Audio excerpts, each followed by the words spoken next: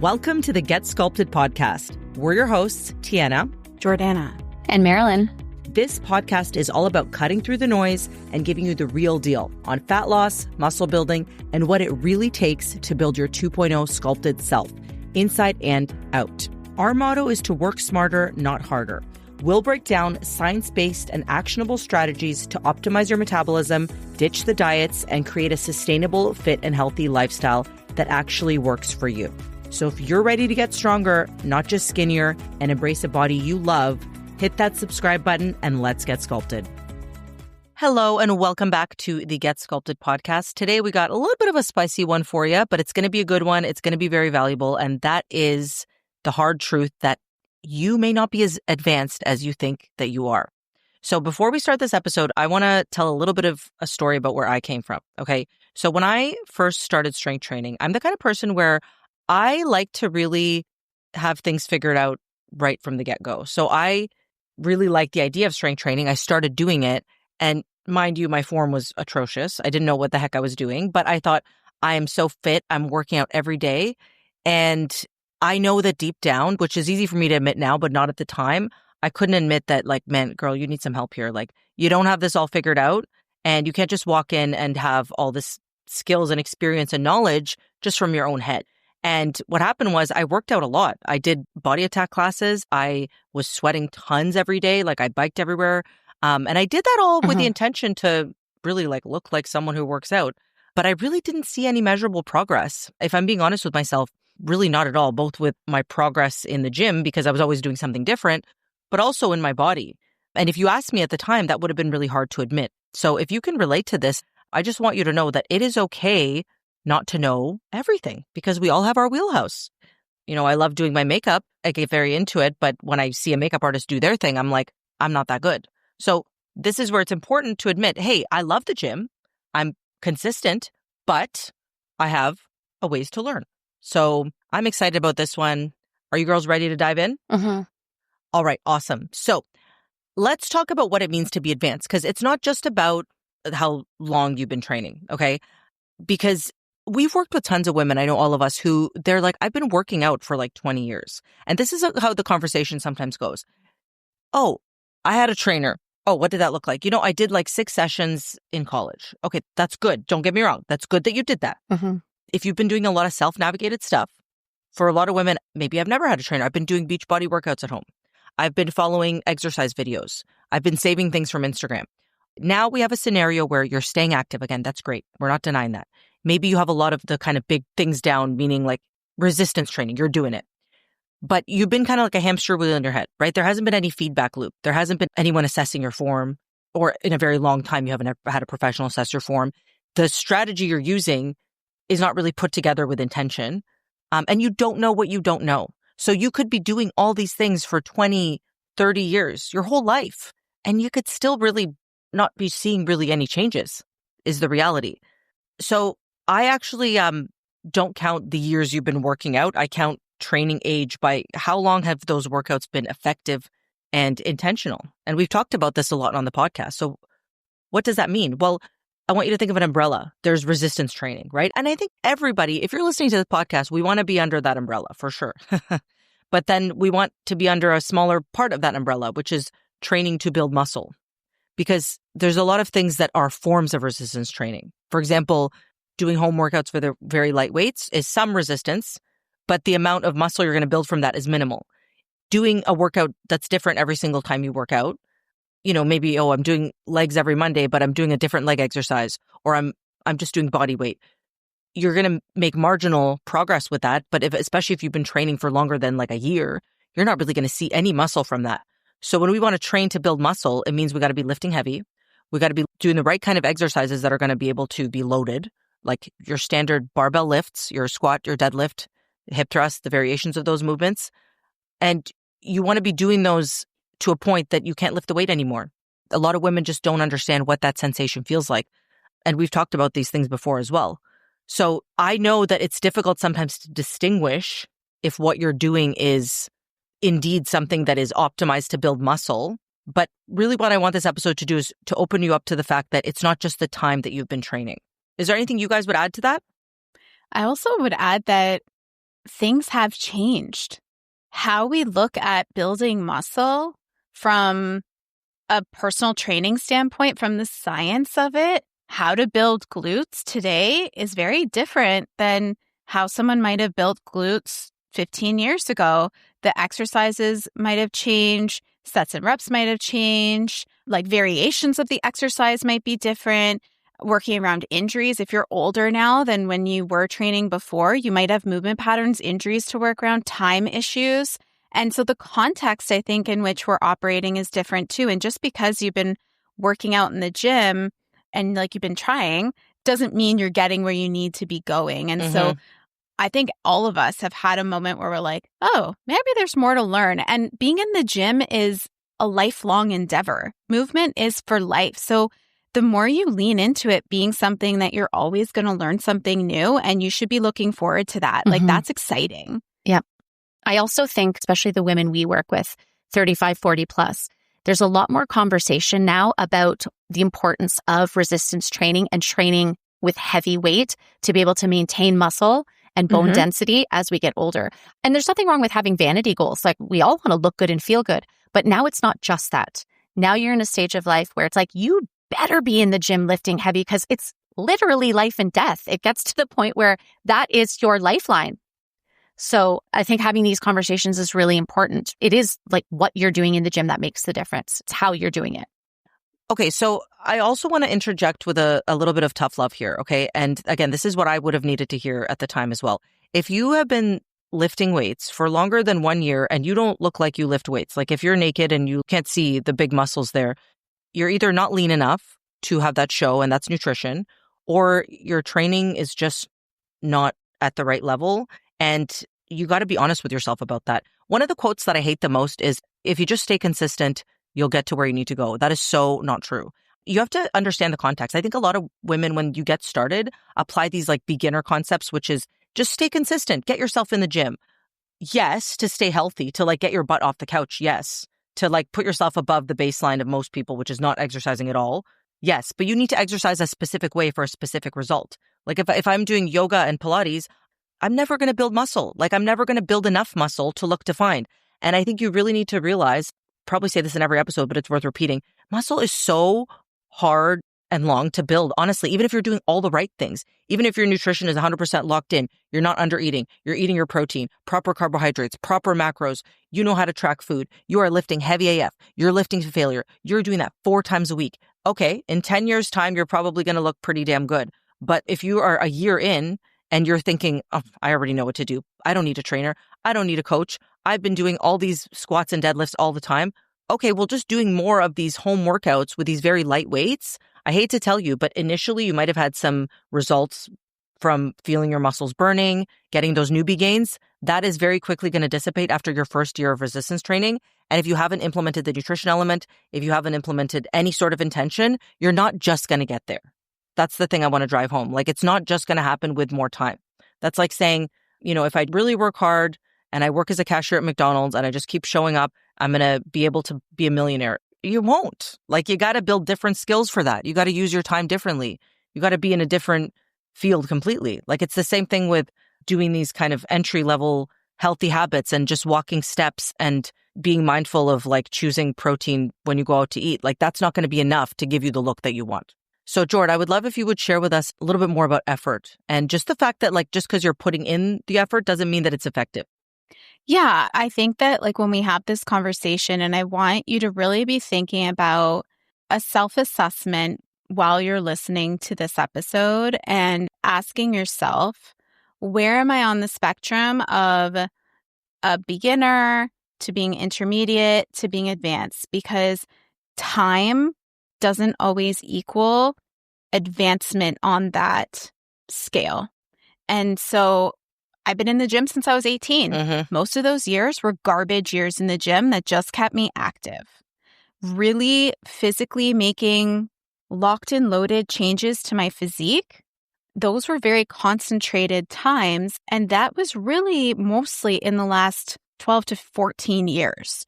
So it's not that those first 10 years were a waste, not at all, because it developed comfort in the gym. It developed the baseline of I like to move. It developed relationship with the gym and a desire to learn more, none of that is wasted. But you really have to check yourself. And it's kind of like an ego conversation. It's like you really got to put your ego aside and be like, just because I'm trying hard and just because a lot of time has passed does not mean that I'm going to get to my result. It's how you do it. And so I hear this a lot with women who are like, I'm exhausted. I've been trying so hard, but they're not actually following through on the level of intensity or a strategic plan. And that, when it comes to really sculpting your physique, is yes, in the gym, but it also plays a relationship nutritionally. And so if you are looking to have that sculpted physique, and when we say that and you're thinking about it, you're like, well, maybe I'm still in fat loss. Maybe you are. But nonetheless, at some point, you're going to need a little bit more muscle to maintain the look that you're after and to help you long-term with your health. So if the programming, if the intensity that you're working at, if the recovery is not locked in place and done with strategy, you're not going to get the optimal results, or it's going to take you an exceptionally long time to really get those pieces dialed in. Not efficient at all. Not efficient at all. And I think this is where it's really important to step back and have that honest conversation with yourself. Be like, oh, well, ChatGPT wrote me a program. And it's like, okay, well, what does it really know about you? Right. And also, information's not the problem. There's no secret information that we have that you can't find. And when you're in the gym and you're scrolling on your phone during rest periods and you're grabbing the lighter weight because you're tired that day or whatever, you're like, are you really checked in? Are you really present? Are you really working out to the level of intensity that you need to be? Is the mind-muscle connection there? Is the difficulty in the last couple of reps there? I actually had a call with somebody not too long ago, and shout out to her. She's listening to the podcast. That's how she found us. And she said, I lost 15 pounds listening to your podcast and just starting to implement some stuff that you guys have talked about. And I thought that was so cool. And she's like, but the last couple of months, I've really plateaued. And I'm like, that's interesting. Tell me more. And she said, when you started to talk about things like time under tension, how long my rest breaks were, how long this was, what was going on with my mind-muscle connection, how my form was, what my level of intensity was, I started to realize I was kind of out of my depth. Interesting. Right? And she was like, I needed more in order to keep making progress. And maybe I could get there on my own, but it was going to take a long time. That's what I want you thinking about when you're listening to this. It's like, do you want to take the long, twisty road all by yourself to trial and error everything? Or do you want a shorter, more direct path because the plan is there for you? And the support. Yeah, I want to challenge that actually a little bit, because the reality is you can't make a new realization in your head from the information you have. Correct. Right? Yep. That's why we face things for our clients. And I don't think people really have an understanding of where they fall in the process. Yes. Yeah. To give you a bird's eye view of what our process looks like, in the foundation phase, we work on things that are the cornerstone of your progress. Everybody has to have them in place. And if you stray from progress, you have to come back to the batch cooking, the walking the steps, the training with intention. The basics. But here's where a lot of women go wrong. They think if I just repeat these basic healthy habits, what got you to lose your initial body fat and just be healthy versus sedentary and overweight is not the same thing that's going to take you to looking like the top 1% in the gym. Right. If you Preach. yeah, and that's what we want you to know. So it's possible for everyone. I want you to know that right now. And what we're getting at is just doing more of the foundation stuff is going to keep you in the foundation.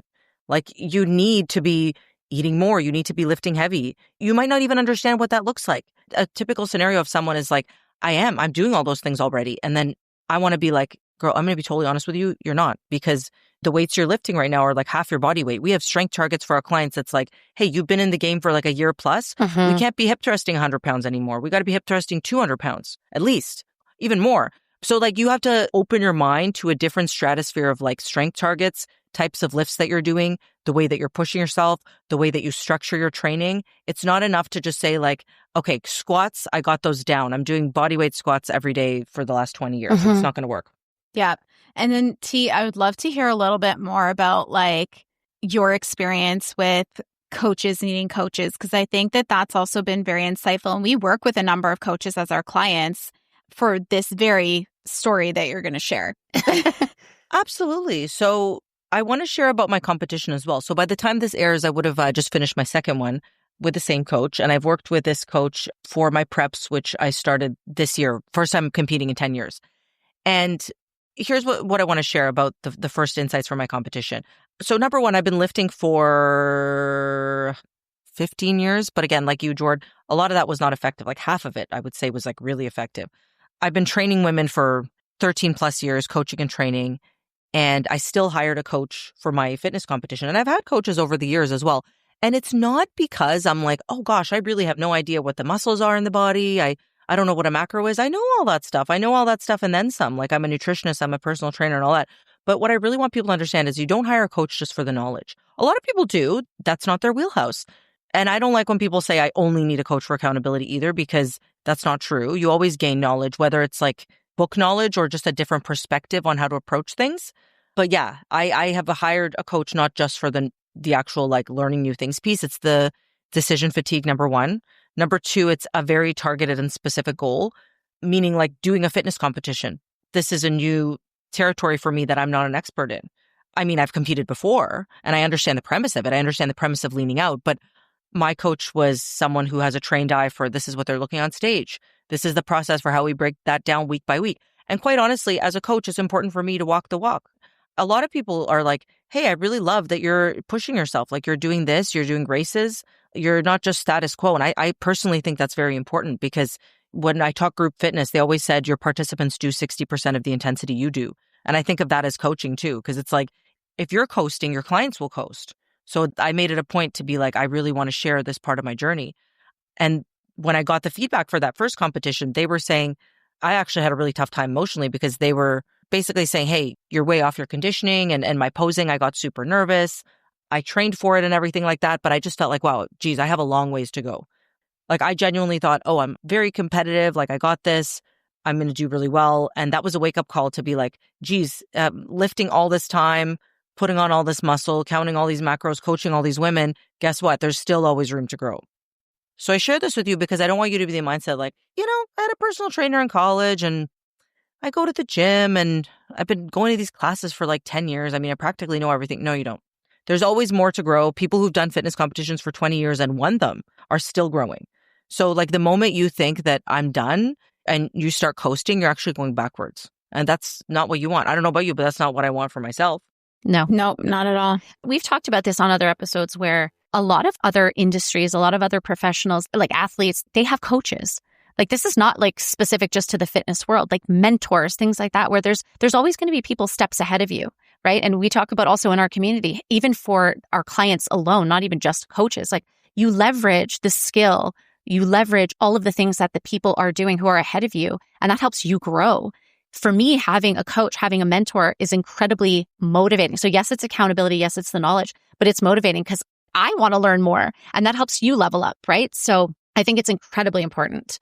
I think also having a coach gives you a blueprint for success. Like I've always thought of it this way. And you can apply that to other areas of your life. So when you're investing in yourself at that level to learn a new skill, to go after a goal, to actually get done the thing that you want to get done and not have to do it by yourself, it creates space for you to think about other things, to go after other things, and use that blueprint to be successful in other areas of your life. We hear it time and time again.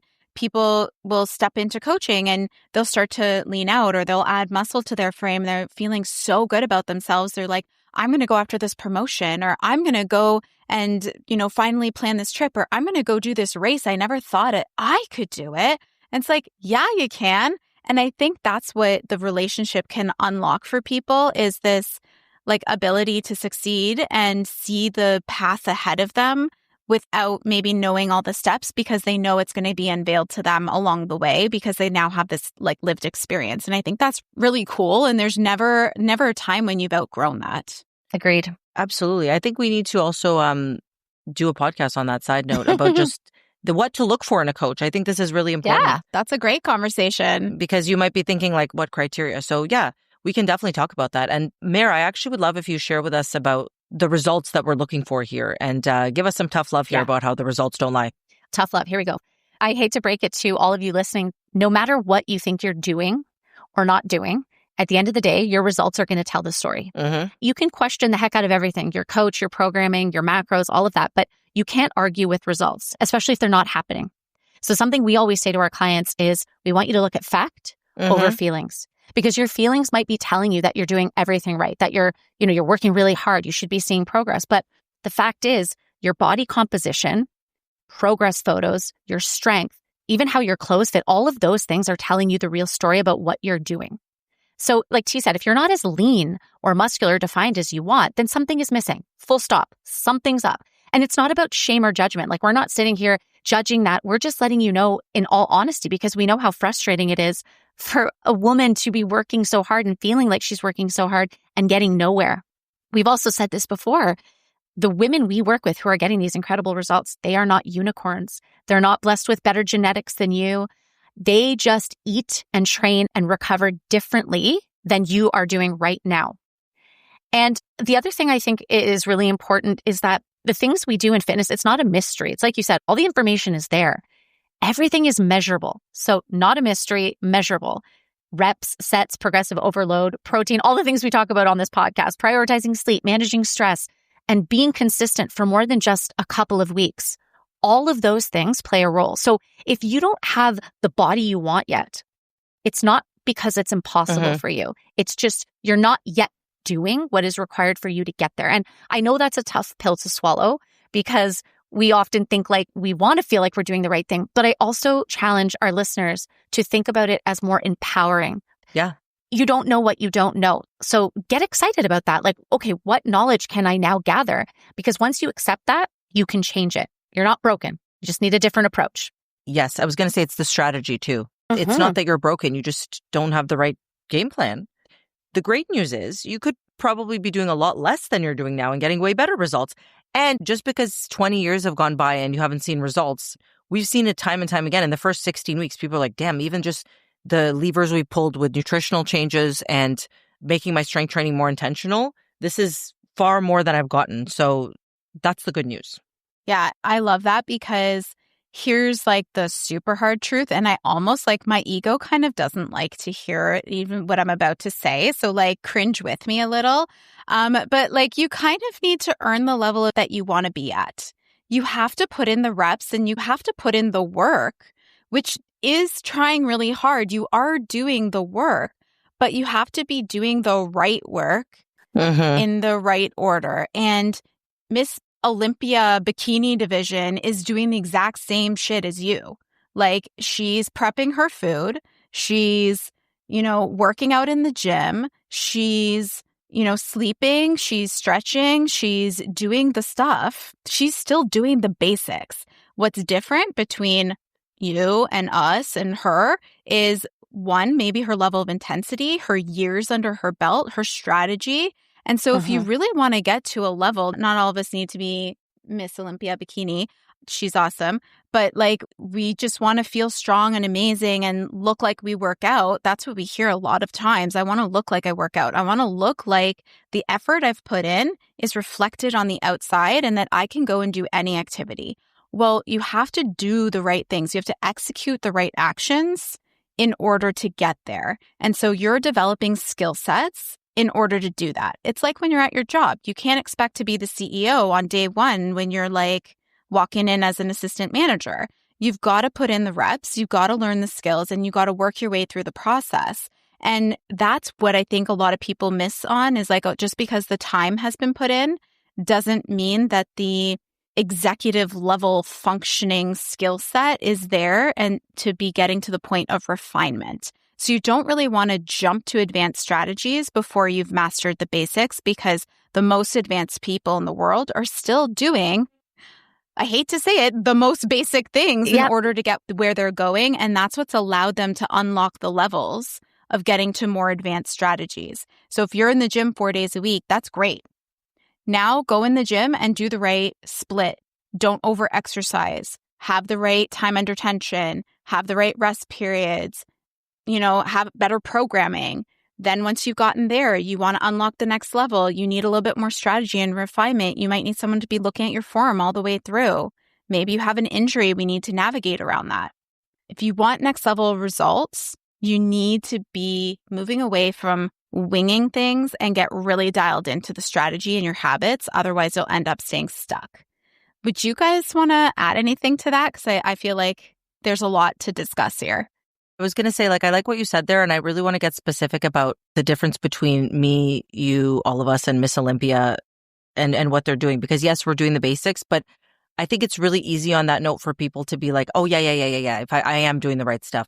But again, coming back to if you don't have an expert eye for it, what you think is the right stuff might not be. And because all the time at the gym, if you look around, and not that anyone's looking at you at the gym, we don't want to give you any gym intimidation, but there's a lot of people who don't know what they're doing in the gym. I'll tell you right now. So like you might be doing an exercise for 20 years the wrong way, right? Like you might be shrugging your shoulders when you do a lat pull down. You might be not just lifting the wrong weight, but all of a sudden now you're targeting more of your traps. And now, you're doing squats, but you're just doing goblet squats. You never really moved on to barbell squats. And now you're not giving yourself enough progressive overload. So in your mind, you're like, I'm doing weighted squats. And then you're like, I think that's fine. I can't tell you how many times I talk to people. They're like, yes, I've done the personal training. I get it. And then I talk about the squats. Okay, how much are you squatting? Oh, I'm not actually doing any weight.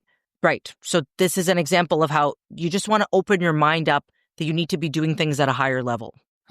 Mary, what would you add? I was just going to say that I think a lot of women also get stuck at that foundational level. Like, let's just peel it back.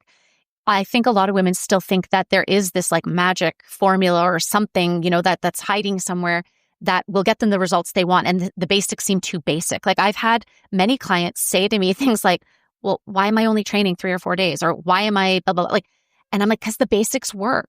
And I've used this term before, but it's all about scaffolding. So it's like you said, you can't just go from 0 to 100. You have to put in the reps figuratively, literally, and get to where you want to go. But sometimes a lot of women get impatient. So I think that's the other piece. And they think they want to catapult forward. So it's do those things, get the support you need, lock in the foundations, and then level up. And as you do that, your body will respond for sure. Yes. I want to tie this in now and recap what exactly you need to be focusing on and how you get to that level where you look like someone who's advanced, not just you've put in the time, but you're not seeing all that fruits of your hard labor. Okay. So remember, this isn't about tearing you down. Genuinely, when we started talking and I was starting to explain the episode, I was really speaking to my younger self. And what I wish I knew then was you don't need to be working harder. You need to be working a lot smarter. And it takes a specific strategy to get a specific result. So here's what we want to look at. Number one, we want to look at the right intensity. And this means you're lifting to the point that you cannot lift the weight anymore by the end of your set. That it's not just burning and a little bit challenging, but you're lifting some big numbers, oftentimes 1, 1.5, 2 times your body weight. And if that seems like it's in a different stratosphere, you need to really work up to that intensity. Number 2, you're not eating like someone who's building a sculpted body. It's not enough to do broad strokes. What got you to lose a little bit of weight and be healthy and just make healthy choices when you go out to eat and not go to a restaurant and avoid junk food and things like that, that is not going to give you the right macronutrients to be able to see muscle, to be able to build muscle, and to be able to get lean. So you have to understand, where am I here? Am I leaning out? Am I building muscle? Am I eating for that result? And if you have no clue what I'm talking about and you're like, I don't know, I just put in an equation on MyFitnessPal, this is what we mean. You need the right strategy for nutrition, okay? Number 3, you're not as coachable as you need to be. So this means, number 1, putting your ego to the side and not thinking, oh, well, I've done it for this number of years. I had a personal trainer. You can always gain more from a coach. And we're not saying you have to get a coach, but if you do choose to get one, it's going to time-lapse the results for you. You're going to get a ton of value out of it beyond just knowledge, because you can find that anywhere. You're going to have something curated for you to focus on. And when you do that, you can't cherry pick what you want to listen to. You can't be like, okay, great. Well, I've done this, so I'm going to do more of it. That's not how it works. The things that your coach is telling you that you're like, oh, I don't know, do those things, because you wouldn't have done that on your own. That's what we're trying to do here. Also, if you're not seeing what's missing, it's because you're too close to it. You're in it. You're going on a hamster in the wheel, just thinking of the information that's already in your head, but you're never going to get anywhere from that. So this is a little bit of a call out, but it's also an invitation for you. You can get in the best shape of your life at any age. Doesn't matter how long you've been training and not seeing results, but you cannot stay in a place where you feel like, if I just stay consistent with the same exact thing that hasn't been working and I stay a little more consistent, I'm going to get there. Because if it hasn't, it hasn't. If nothing changes, nothing changes. All right, guys, thank you so much for listening in. We always appreciate your guys' support and shares. If you did get value from this, please give it a share. It's how we get the word out to more women like yourself who want to live an awesome life and build an awesome body, screenshot it, post in your story, tag us at getsculpted.ca. Tell us what stuck out for you. What part humbled you? What did you think? Did you realize like you're not actually training as well as you thought you were? You're active, but you're not making progress. Maybe you want some support when it comes to coaching. Send us a DM. Whatever it is, we would appreciate your support and all your shares. And we're really excited to dive into the next one where we're going to be talking about how you're going to get the biggest return in your own life, which is investing in yourself. We'll see you in the next one. And that's a wrap for today's episode of Get Sculpted. We hope you feel inspired, empowered, and ready to take the next step in your fitness journey.